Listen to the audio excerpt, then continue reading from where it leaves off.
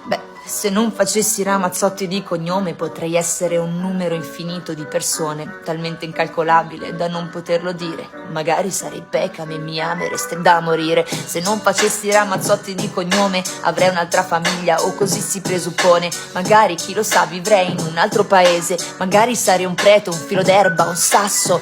Fai che non faccio Ramazzotti di cognome. Mio padre è un avvocato e scelgo la sua professione. La sua passione l'ho vissuta e respirata anch'io, ma la pressione, il paragone, se non paghi uno prendi due. Se non facessi Ramazzotti di cognome magari non sarei proprio nessuno, c'hai ragione.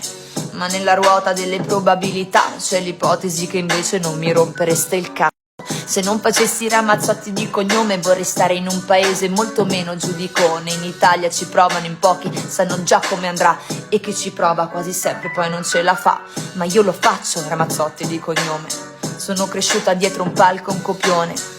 Lo spettacolo mi scorre nelle vene, alla fine sceglie il pubblico, non c'è gene che tiene. Tranquilli, io farò sempre Ramazzotti di cognome. Se avessi scelto di essere migliaia di persone non sarei stata fedele a chi sono veramente. Per cosa darla vinta a chi mi invidia solamente? Nah, il paragone non si fa, ma in generale non giudicarmi quando siamo in tribunale.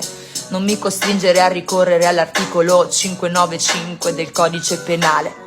Io non chiedo tanto, della fortuna che mi è stata data io ne prendo atto e ne sono grata. Ma non dimenticare che dietro ogni facciata c'è una storia che non sai e che va rispettata.